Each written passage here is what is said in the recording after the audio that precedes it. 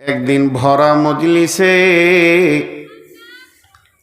লোক সব আছেন, হযরত উমর আছেন, বয়োবৃদ্ধ সাহাবীরা আছেন, যাদের দাবি আব্দুল্লাহ ইবনে আব্বাসকে কেন এত গুরুত্ব দেওয়া হয় তারাও আছেন। এমন সময় হযরত উমর পড়ে ফেললেন, ইযা জাআ নাসরুল্লাহি ওয়াল ফাতহ وَرَأَيْتَ النَّاسَ يَدْخُلُونَ فِي دِينِ اللَّهِ أَفْوَاجًا فَسَبِّحْ بِحَمْدِ رَبِّكَ وَاسْتَغْفِرْهُ إِنَّهُ كَانَ توابا। এর মানে হচ্ছে যখন মক্কা ফতেহ হবে তখন তোমরা দেখতে পাবে দল দল লোক ইসলামে ঢুকছে। হে নবী, তখন তুমি কি করবে? আল্লাহর বরাত বয়ান করবে, আল্লাহর পবিত্রতা বয়ান করবে এবং আল্লাহর কাছে ক্ষমা চাইবে। নিশ্চয়ই আমাদের রব তওবা কবুল করনে ওয়ালা। আর একবার তরজমাটা বলছি, হে নবী, যখন মক্কা ফতেহ হয়ে যাবে, বিজয়ী হবে, তখন দল দল লোক ইসলামে ঢুকবে। ওই অবস্থায় তুমি কি করবে? তখন তুমি তওবা করবে, ইস্তেগফার করবে, আল্লাহর বরাত বয়ান করবে। নিশ্চয়ই আল্লাহ তওবা কবুল করনে ওয়ালা। এবার হযরত উমর বললেন, হে বয়োবৃদ্ধ সাহাবীরা, এই সূরা থেকে আল্লাহ কি বলতে চেয়েছেন তোমরা বলো। সমস্ত সাহাবী উঁচু নিচু করে একটাই কথা বললেন, আল্লাহ এখান থেকে বলতে চেয়েছেন একদিন মক্কা বিজয়ী হবে। নবীকে বলতে চেয়েছেন যেদিন মক্কা বিজয়ী হয়ে যাবে সেদিন দল দল লোক ইসলামে ঢুকবে এবং তখন আল্লাহর বরাত বয়ান করতে হবে, তওবা ইস্তেগফার করতে হবে। আল্লাহ তওবা কবুল করনে ওয়ালা। বলে তোমাদের বলা হয়েছে কি? বলে হ্যাঁ। তাহলে এবার তোমরা চুপ করো, তোমরা এবার বসে যাও। ওই যে আব্দুল্লাহ ইবনে আব্বাস, তুমি বলো এই সূরা থেকে আল্লাহ কি বলতে চেয়েছেন। হযরত আব্দুল্লাহ ইবনে আব্বাস বলছেন, আমিরুল মুমিনিন, খলিফাতুল মুসলিমিন, এই সূরা থেকে আমাদের রব রাসূলের বিদায় জানাতে চেয়েছেন। আর নবী যে পৃথিবীতে থাকবে না, ওই ইশারাটা দিতে চেয়েছে। কোন ব্রেন? আচ্ছা, রসুল আর থাকবে না এই শব্দটাই তো নাই, তো উনি বললেন কি করে? তার মানে হচ্ছে আমাকে আপনারা স্টেজে তুলেছেন, মানে আমার সময় শেষ, আমি এবার পালাবো এখান থেকে। যার আসার কথা ছিল সে এসে গেছে, তার তো ডিউটি ইসলামকে প্রচার করা। তাহলে ইসলাম যেদিন বিজয়ী হয়ে যাবে, দল দল লোক ইসলামে ঢুকবে, তাহলে তো ডিউটি শেষ হয়ে গেলে এবার চলার পালা হয়ে যাবে। কোন দিকে ব্যাখ্যা চলে গেল? মা বোন, আপনাদেরকে একটা উদাহরণ দিই, খালি বুঝতে হবে পবিত্র বলতে আল্লাহ কি চাইছেন আমাদের কাছ থেকে। পবিত্র বলতে ওইটা বলার জন্য এটা একটা পুরুষদেরকে উদাহরণ দিলাম, এবার মেয়েদেরকে দিই। বিশ্বনবী বলছেন, বিবিদের মাঝে কথা ছুড়ে দিলেন, যার হাত বেশি লম্বা হবে আমার মরার পরে পরেই সে পৃথিবী থেকে বিদায় নেবে এবং আমার সঙ্গে তার কবরে মোলাকাত হবে।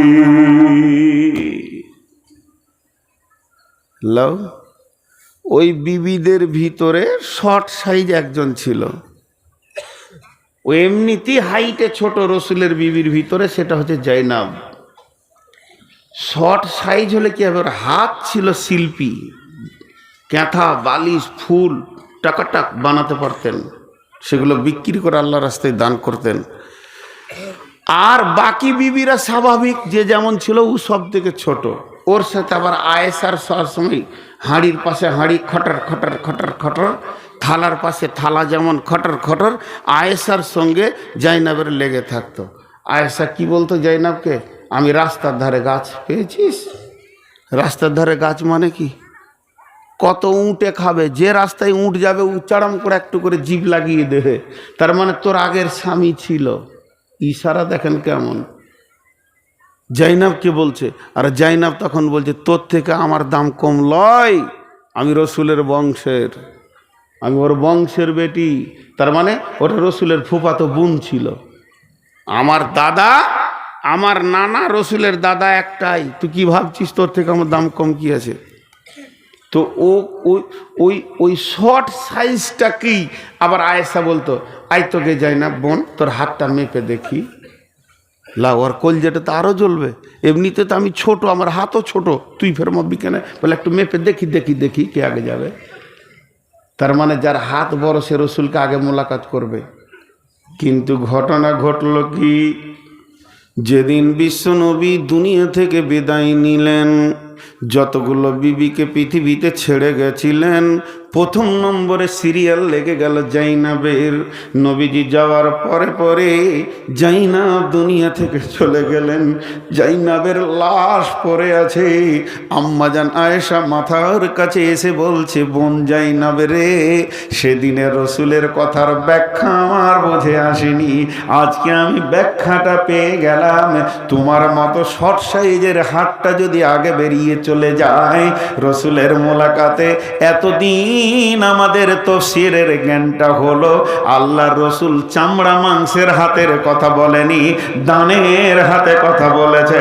অতএব তোমার দান যা ছিল আমি আয়েশা ওই জায়গায় পৌঁছাতে পারবো না। ব্যাখ্যাটা এতক্ষণে বুঝে এলো। তো আল্লাহ যে আমাদেরকে বললে যে তোরা যারা পাক থাকবি তারা বেঁচে যাবি, যারা না পাক থাকবি তারা ফেঁসে যাবি। আর বেঁচে যাবি ফেঁসে যাবি শব্দ দুটার এক কথাই হচ্ছে জান্নাতে যাবি, জাহান্নামে যাবি। বাঁচা মানে জান্নাত, ফাঁসা মানে জাহান্নাম, ঝামেলা শেষ। কিন্তু বাঁচা ফাঁসা শব্দ কোরআনে এসেছে। তাহলে কে কে আমরা পাক, কে কে না পাক?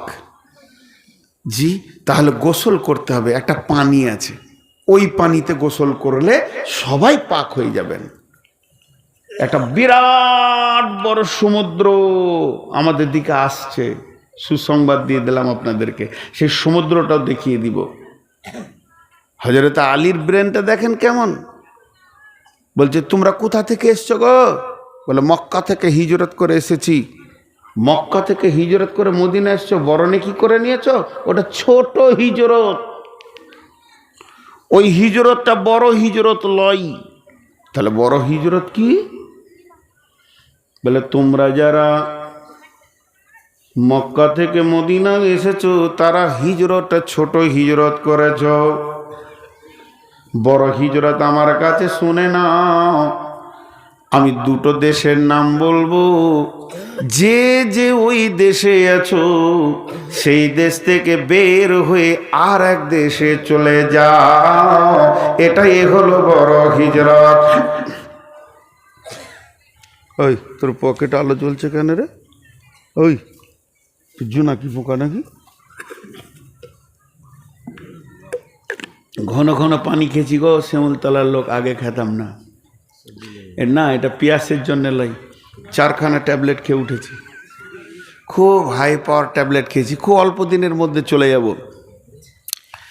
এবার হিজরতের কথাটা শোনেন। আমরে বিনাসকে বিশ্বনবী বলেছিলেন, রে আমরে বিনাস, আমরে বিনাস হাতটা নিজে নবীজিকে বাড়িয়েছিলেন, এ রাসূলুল্লাহ আমাকে কালেমা পড়িয়েলেন। আমরে বিনাসকে সঙ্গে সঙ্গে নবীজি হাতটা বাড়ালেন, তখন আমরে বিন হাতটা টেনে নিলেন। নবীজি বললেন, আমরে বিনাস রে কি হলো তোমার, কে তোমাকে বাধা দিলে, তুমি হাতটা কেন টেনে নিলে বলো।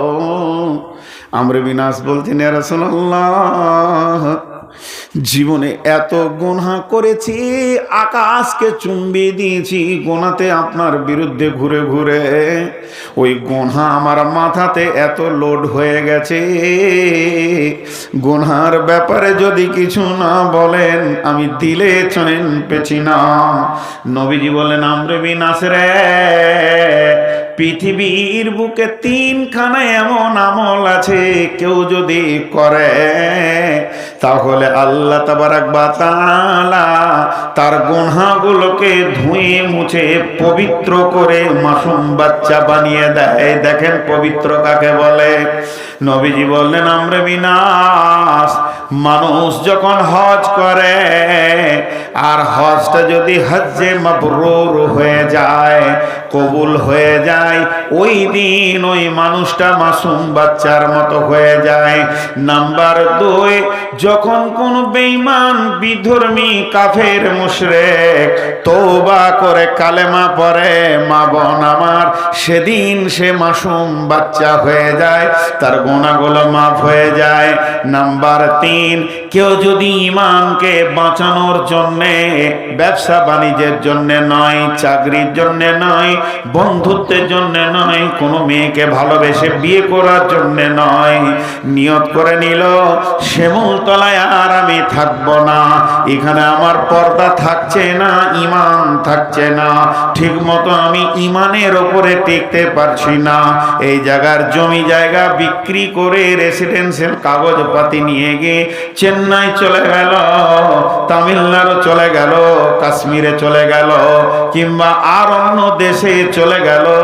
যেদিন সে হিজরত করবে, আমার রব ঈমানের জন্য, ঈমান বাঁচানোর জন্য হিজরত করলে আমার রব তার জীবনের গুনাহকে মাফ করে দেয়।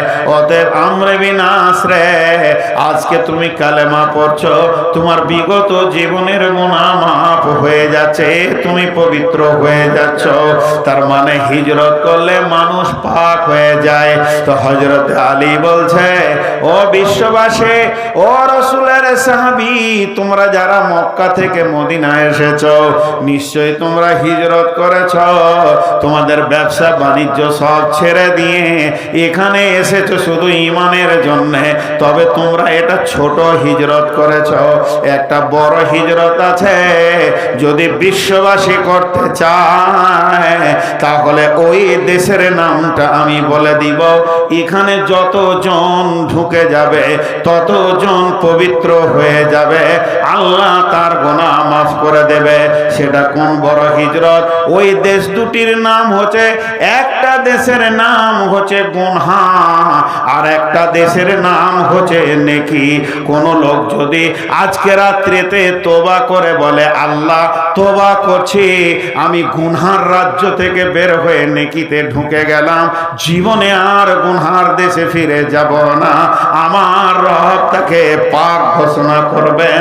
এর থেকে বড় হিজরত আর হতে পারে না।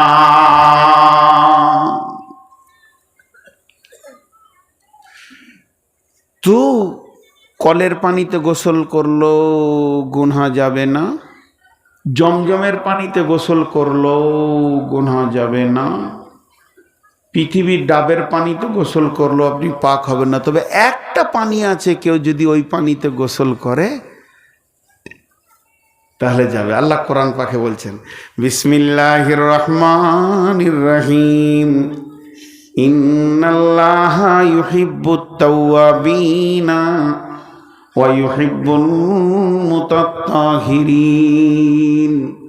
আমার আল্লাহ বলছেন, ওদেরকে আমার রব ভালোবাসেন যারা তওবা করে এবং যারা পবিত্র হয়ে যায়। তার মানে তওবা নামে পানিতে গোসল করতে হবে, ইস্তেগফার নামে পানিতে গোসল করে পবিত্র হয়ে যেতে হবে। এর থেকে দামি পানি আর নাই। সেই ইস্তেগফার, তওবার একটা সমুদ্র আমাদের দিকে আগিয়ে আসছে, সেটার নাম হলো রমজান। রমজানের 30 রোজা মাপ হবে তোর গুনার বোঝা, মাসুম শিশুর মতো খোদা জীবন তোমায় করবে দান। ইসলামেরই সওদা নিয়ে আসে ধরাই রমজান, ভোরের আগে নিয়ত বাঁধিও, ভুল করো না মুসলমান। আল্লাহ তাবারাক ওয়া তাআলা বলছে, হে বিশ্ববাসী রে, তোরা যদি পাক হতে চাস